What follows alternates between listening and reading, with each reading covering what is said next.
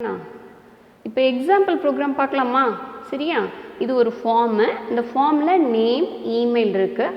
இந்த ரெண்டு வேல்யூ இங்கே என்ட்ரு பண்ணுற வேல்யூவை சப்மிட் பட்டன் கிளிக் பண்ணோடனே இங்கே டிஸ்பிளே ஆகணும். சரியா? இதுதான் நம்மளோட டாஸ்க்கு. இதை எப்படி நம்ம ப்ரோக்ராமாக எழுதணும் அப்படின்றத பார்க்க போகிறோம். Let's see the coding. Okay, அப்போ HTML தனியாக இந்த ஃபார்மை டிசைன் பண்ணுறதுக்கு HTML கோடிங், சப்மிட் பட்டனை கிளிக் பண்ணதுக்கப்புறம் அது என்ன பண்ணுன்றது அது தனி கோடிங். புரியுதா? ரெண்டுமே தனித்தனி ப்ரோக்ராமாக சேவ் பண்ணுவோம். சரி, ஃபஸ்ட்டு HTML ஃபார்மை டிசைன் பண்ணுறோம். HTML டேக் யூஸ் பண்ணியிருக்கோம். அடுத்து பாடி டேக். ஓகேவா? லாஸ்ட் இயர் படித்தோம்ல கண்ணா, நம்ம HTML ஜாவா ஸ்கிரிப்ட் எல்லாம் படித்தோம்ல. நான் 9th 10th லெசன்லாம் படித்தோம், செகண்ட் வால்யூமில் படித்தோம்ல HTML டேக்ஸ் எல்லாம் பற்றி. ஸோ HTML பாடி டேக், தென் ஆங்குலர் ப்ராக்கெட். இப்போ ஃபார்மை டிசைன் பண்ணுறதுக்கு ஃபார்ம்ன்ற டேக் யூஸ் பண்ணும். சரியா? அவுட் லேஅவுட் ஃபார்ம் மாதிரி டிசைன் ஃபார்ம்ன்ற டேக். அடுத்து ஃபார்ம் டேக்குக்குள்ளே ஆக்ஷன் அப்படின்ற அட்ரிபியூட். அட்ரிபியூட்னா என்னக்கன்னா ப்ராப்பர்ட்டி. சரியா? ஒவ்வொரு டேகும் அதை பற்றின எக்ஸ்ட்ரா இன்ஃபர்மேஷனை கொடுக்கக்கூடியது தான் அட்ரிபியூட். சரியா? இங்கே ரெண்டு அட்ரிபியூட் யூஸ் பண்ணியிருக்கோம், ஆக்ஷன், மெத்தட் அப்படின்னு சொல்லிட்டு. சரியா? இந்த ஆக்ஷன் அட்ரிபியூட்டில் how many attributes? 2 attributes. ஓகேவா? ஆக்ஷன் ஈக்குவல் டு அப்படின்றதுல என்ன பண்ணியிருப்போம்னா, இந்த சப்மிட் பட்டனை கிளிக் பண்ணதுக்கப்புறம் என்ன பண்ணணும்னு கோடிங் எழுதியிருக்கேன்ல, செகண்ட் ப்ரோக்ராம் இருக்குல்ல, அந்த ப்ரோக்ராமோட நேமை கொடுக்கணும். எந்த நேமில் நீ சேவ் பண்ணியிருக்கியோ அந்த நேமை இங்கே டபுள் கோட்ஸ்குள்ளே கொடுக்கணும். சரியா? அது PHPயில் நம்ம எழுதியிருக்கோம். அதனால் அந்த ப்ரோக்ராம் நேம் .php. அடுத்து மெத்தட் ஈக்குவல் டு போஸ்ட். ஏன் போஸ்ட் கொடுத்துருக்கேன்? சப்மிட் பண்ணோன்னே எடுத்துகிட்டு போகணும், டேட்டாவை கிளைண்ட் சைட்லேருந்து எடுத்துகிட்டு போகணும். சரியா? அதனால் போஸ்ட். அடுத்து நேம். சரியா? இமெயில். நம்ம பார்த்தோம்னா அந்த ஃபார்மில் நேம், இமெயில் இருந்ததா, இது அப்படியே டிஸ்பிளே ஆகும். பக்கத்தில் ஒரு டெக்ஸ்ட் பாக்ஸ் இருந்ததா கண்ணா? ஸோ டெக்ஸ்ட் பாக்ஸில் என்ன பண்ணோம், கண்ட்ரோல்ஸை கொடுக்கறதுக்கு இன்புட் டைப் அப்படின்றத யூஸ் பண்ணும். சரியா? இன்புட் டைப் இன்புட் அப்படின்றது என்ன அப்படின்னா டேகு, அதில் டைப்புன்றது அட்ரிபியூட். சரியா? ஸோ டைப் ஈக்குவல் டு டெக்ஸ்ட்னு கொடுத்தேன்னா எனக்கு டெக்ஸ்ட் பாக்ஸ் டிஸ்பிளே ஆகும். சரியா? அடுத்து கீழே இன்னொன்று என்ன கண்ணாப்படுத்தோம், இதுக்கு நேம் கொடுக்கணும். ஒவ்வொரு கண்ட்ரோலுக்கும் கண்டிப்பாக என்ன பண்ணணும், நேம் கொடுத்துருக்கணும். சரியா? இப்போ நேம் அப்படின்றது என்னென்னா இது அட்ரிபியூட். சரியா? அந்த அட்ரிபியூட்டுக்குரிய வேல்யூ தான் இந்த நேம். ரெண்டையும் போட்டு குழப்பிக்க கூடாது. எனக்கு ஒரு டெக்ஸ்ட் பாக்ஸ் இருக்குது, அந்த டெக்ஸ்ட் பாக்ஸை டிஸ்பிளே பண்ணுறதுக்கு இன்புட் டைப் ஈக்குவல் டு டெக்ஸ்ட்னு கொடுத்துருக்கேன். இப்போ மோர் தென் ஒன் டெக்ஸ்ட் பாக்ஸ் ஒரு ஃபார்மில் இருக்கலாம்ல, எத்தனாவது டெக்ஸ்ட் பாக்ஸ்லேருந்து நான் வேல்யூ எடுக்கணும்னு எனக்கு தெரியணும்ல, அதுக்காக தான் நான் நேம் அப்படின்றது. சரியா? ஸோ நேம் ஈக்குவல் டு நேம்னு வச்சுருக்கேன். அது ரிலவெண்ட்டாக நேம் கொடுத்தா தான் நம்மளால் ஐடென்டிஃபை பண்ண முடியும். புரியுதாக்கன்னா? பிஆர் அப்படின்னா பிரேக், ஒரு லைன் விடுறதுக்கு. அடுத்து email. Email input type equal to, அதுவும் என்னது, நான் டெக்ஸ்ட் பாக்ஸாக தான் வச்சுருக்கேன். So text. அதுக்கு நேம் ஈக்குவல் டு என்ன, இமெயில் பாக்ஸ், இமெயில் என்ட்ரு பண்ண போகிறோம். அப்போ நம்ம ஐடென்டிஃபை பண்ணுற மாதிரி நேம் கொடுத்தா தான் யூஸ்ஃபுல்லாக இருக்கும். இமெயில் அப்படின்னு சொல்லி கொடுத்துருக்கேன் டபுள் கோட்ஸ்குள்ளே. அடுத்து பிஆர். அடுத்து input type equal to submit button இருந்ததா, so type equal to submit அப்படின்னு கொடுக்கணும். சரியா? அடுத்து அப்புறம் ஃபார்ம் டேக் ஆரம்பிச்சிருக்கோமா, அதை எண்ட் பண்ணணும். பாடி டேக் ஆரம்பிச்சிருக்கோமா, அதை எண்ட் பண்ணணும். HTML டேக் ஆரம்பிச்சிருக்கோமா, HTML-ஐ எண்ட் பண்ணணும். புரியுதா கண்ணா? என்னடா மிஸ் ஒரே லைன் எழுதியிருக்காங்க, அப்படி எழுதலாமா அப்படின்னா எழுதலாம். சரியா? நான் ஸ்பேஸ் பத்தாது, ஒன்று அப்படி நீண்டுகிட்டே போகணுன்றக்கான ஒரே லைன் எழுதி, நீ தனித்தனியாக கீழே 1 by 1 கூட எழுதிக்கலாம். புரியுதா? இது நெக்ஸ்ட் ப்ரோக்ராம் welcome.php நம்ம கொடுத்தோம்ல ப்ரீவியஸ் ப்ரோக்ராமில் மேலே உள்ளதில். சரி, என்ன மிஸ் HTML டேக்கே யூஸ் பண்ணியிருக்கீங்க? PHP என்ன பண்ணுறோம், HTML டேக்குள்ளே தான் எம்பர்ட் பண்ணியிருக்கோம். புரியுதா? நம்ம நார்மலாக தனியாக செப்பரேட்டாக எடிட்டர் இருக்குது, அந்த மாதிரி எடிட்டரில் போய் டேரெக்டாகவும் நம்ம PHP கோடிங் எழுதலாம். நான் இது HTML டேக்குள்ளே எம்பர்ட் பண்ணியிருக்கேன், இன்சர்ட் பண்ணியிருக்கேன். புரியுதா? HTML பாடி, அதுக்கப்புறம் என்ன பண்ணியிருக்கேன், எனக்கு ஸ்க்ரீனில் வெல்கம்ன்றது டிஸ்பிளே ஆகணும், அதனால் வெல்கம் எழுதியிருக்கேன். வெல்கம் பக்கத்தில் என்ன எழுதணும் அப்படின்னா என்னோடய பேரை எடுத்துகிட்டு டிஸ்பிளே பண்ணணும். ஃபார்மில் என்ட்ரு பண்ணல அந்த பேர். ஸோ என்ன பண்ணியிருக்கேன், PHP கோடிங்கில் எழுதியிருக்கேன். Angular bracket question mark PHP இருக்கா, என்ன பண்ண சொல்லியிருக்கேன், எக்கோ பிரிண்ட் பண்ணணும். எதை பிரிண்ட் பண்ணணும், $_post இருக்காக்கண்ணா, அது அங்கேருந்து ரிட்ரீவ் பண்ணிவிட்டு வருது. சரியா? HTML ஃபார்ம்லேருந்து எடுத்துகிட்டு எதை எடுத்துகிட்டு வருது, name.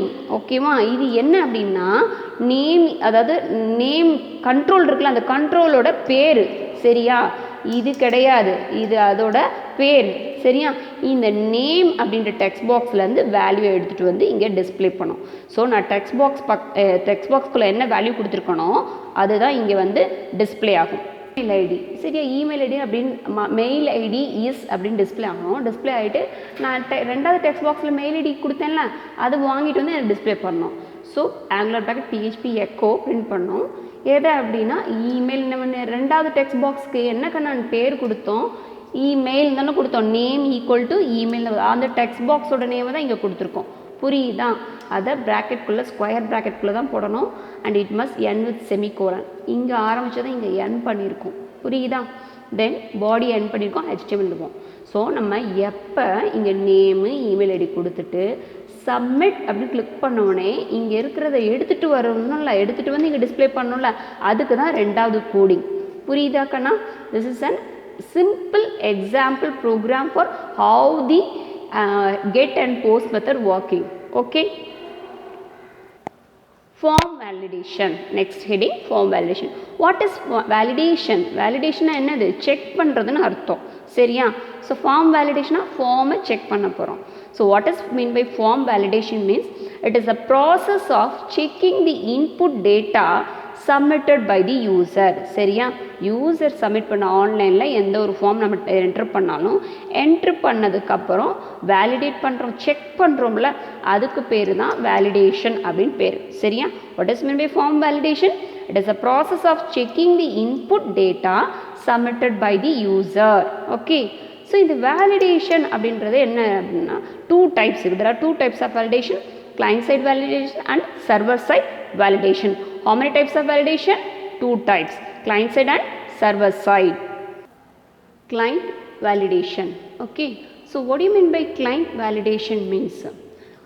If you are entering the data, input data, okay, so the input data is validated in the client machine browser using JavaScript or required attribute. அதாவது நம்ம என்ன பண்ணுறோம், நம்ம லேப்டாப்லேயோ சிஸ்டம்லேயோ ஒர்க் பண்ணுறோம்ல, என்ன பண்ணுறோம், ஒரு ஃபேஸ்புக்கோ ட்விட்டர்லேயோ ஏதோ என்ன பண்ணுறோம், ஆன்லைனில் ஃபார்ம் ஃபில் பண்ணுறேன்னு வச்சுக்கோப்பேன். ஸோ என்ன பண்ணுது, சில ஃபார்ம்லலாம் பார்த்துருப்பேன், நீ டைப் பண்ணி முடித்தோடனே இதுக்குள்ளே தான் லெட்டர்ஸ், இந்த லெட்டர்ஸ் இவ்வளோ லெட்டர்ஸ் தான் டைப் பண்ணணும், இல்லை ஒரு லெட்டராவது பாஸ்வேர்டெலாம் பார்த்தோன்னா கேபிட்டல் லெட்டர், ஒரு கேபிட்டல் லெட்டர் இருக்கணும், ஒரு வந்து ஸ்மால் லெட்டர் இருக்கணும், நம்பர் இருக்கும், இந்த மாதிரிலாம் நமக்கு சொல்லுது இல்லை. அது என்ன பண்ணுதுங்க, வேலிடேட் பண்ணுது. சரியா? எங்கே வேலிடேட் பண்ணுது, நம்மளோட ப்ரௌசரில் வேலிடேட் பண்ணுது. சரியா? எப்படி வேலிடேட் பண்ணுது, ஜாவா ஸ்கிரிப்டை யூஸ் பண்ணி வேலிடேட் பண்ணலாம்.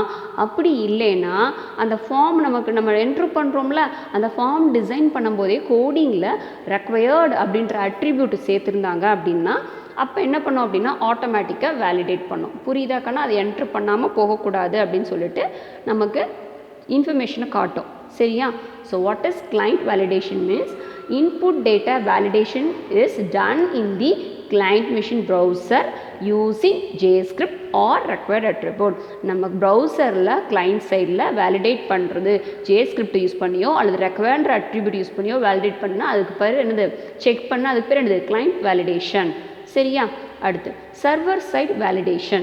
Server side validation, if the validation is done on the server side using PHP, ASP or JSP. சரியா?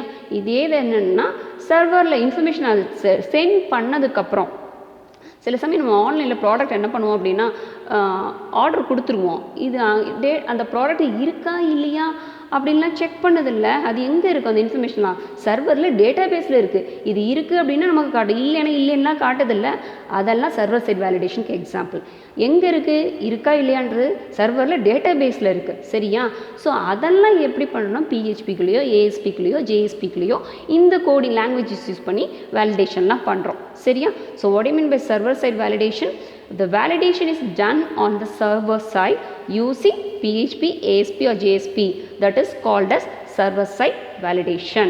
இதுக்கு ஒரு எக்ஸாம்பிள் இப்போ நான் எந்த டேகுமே யூஸ் பண்ணல கண்ணா, ஃபார்ம் HTML எதுவுமே கொடுக்கல, சும்மா நான் வந்து எது இம்பார்ட்டனோ அந்த லைனோ அதை மட்டும் தான் மென்ஷன் பண்ணியிருக்கேன். அஷ்யூம் பண்ணிக்கோ, நேம்னு இருக்குது, இது டெக்ஸ்ட் பாக்ஸ் இருக்குது, இது சப்மிட் இங்கே வந்து இன்கேஸ் நான் வேல்யூவே என்ட்ரு பண்ணாமல் சப்மிட் கொடுக்குறேன்னு வச்சுக்கோமே, எனக்கு என்ன பண்ணோம் அப்படின்னா you need to fill this text பாக்ஸ்னு வரும். நமக்கு சில நிறைய ஃபார்மில் ஆன்லைனில் பார்த்துருக்கோம்ல, சில இதை என்ட்ரு பண்ணாமல் போனால் என்ன பண்ணும், கண்டிப்பாக அதை என்ட்ரு பண்ணுங்கன்னு காமிக்கும்.